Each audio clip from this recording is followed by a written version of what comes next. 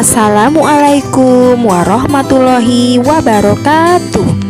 Alhamdulillah, hari ini kita bisa bertemu kembali dalam pembelajaran sejarah kebudayaan Islam bersama Ibu Tia. Anak-anak, bagaimana kabar kalian hari ini?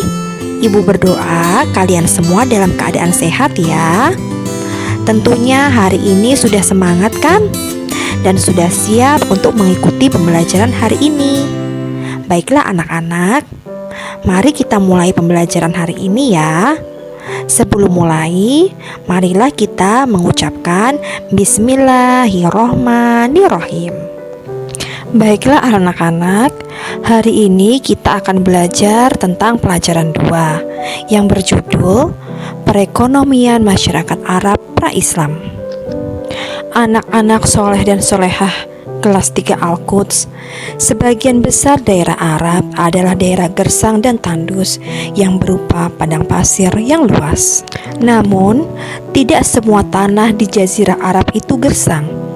Ada sebagian kecil yang tanahnya subur.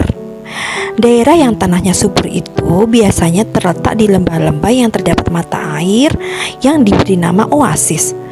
Di daerah itu sering turun hujan, sehingga masyarakat Arab yang mendiami lembah yang subur itu sebagian besar mata pencahariannya adalah sebagai petani.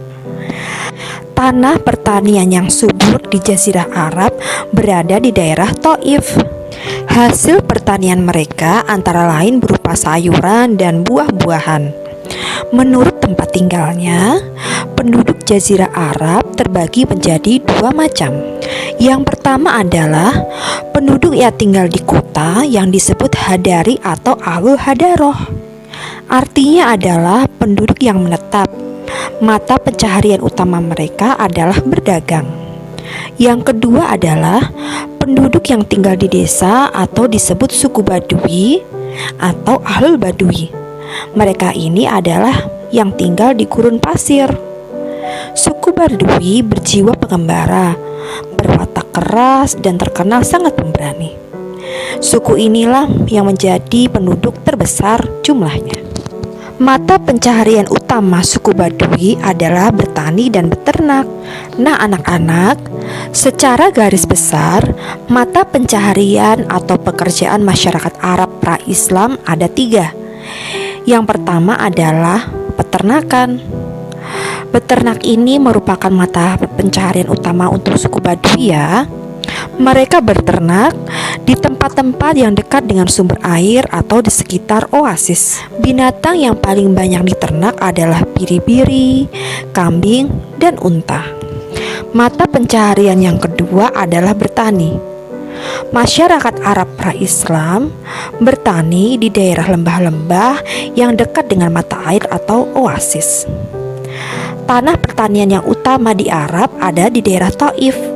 Thaif inilah adalah kota yang paling dekat dengan Mekah. Yang ketiga adalah berdagang.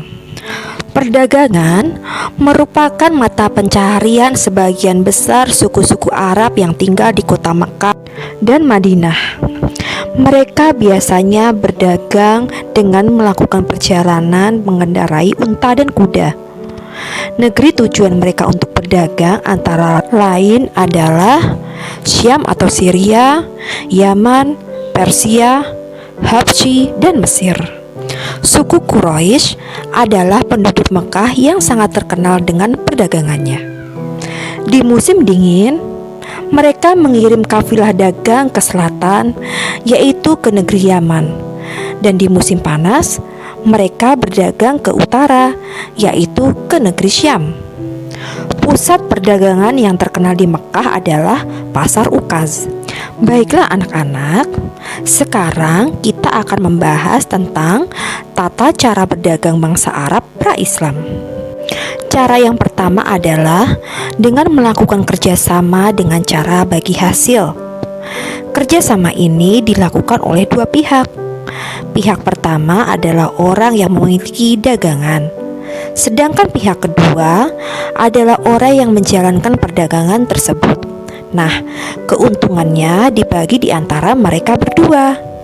Cara berdagang seperti ini pula lah yang dijalankan oleh Rasulullah dengan Khadijah. Pada waktu itu, Nabi Muhammad SAW menjalankan dan membawa dagangan milik Khadijah. Cara yang kedua adalah berdagang dengan berombongan atau disebut kafilah. Kafilah adalah sebuah rombongan dagang dalam jumlah yang besar. Dalam perjalanannya, mereka dikawal oleh beberapa orang kuat untuk menjaga keselamatan dalam perjalanan. Kafilah ini biasanya menggunakan unta untuk mengangkut barang dagangannya. Mereka berjalan di malam hari dan beristirahat di siang hari. Cara yang ketiga adalah dengan mengatur waktu perjalanan. Supaya berhasil meraih keuntungan yang besar, masyarakat Arab pra-Islam biasanya menentukan hari yang tepat untuk berdagang. Mereka berdagang sampai keluar dari Jazirah Arab. Ini membuat masyarakat Arab sangat terkenal dengan kegigihannya dalam berdagang, baik di dalam Jazirah Arab maupun di luar Jazirah Arab. Masyarakat Arab membawa barang-barang dagangan yang dihasilkan di Yaman, antara lain minyak wangi, kemenyan, kain sutra, barang logam, dan rempah-rempah.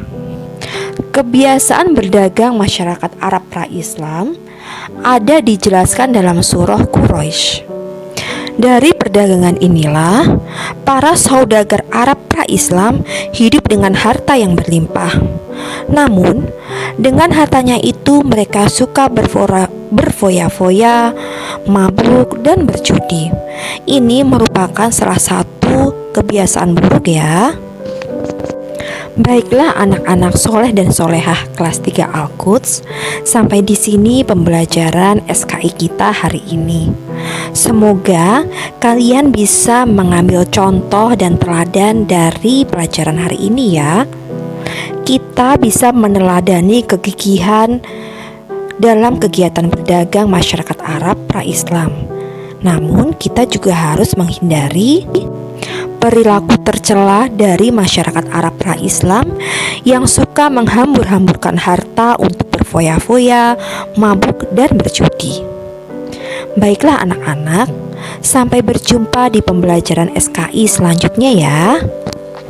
Selalu semangat belajar ya anak-anak. Mari kita tutup pembelajaran hari ini dengan membaca hamdalah. Alhamdulillah. Sekian dari Ibu.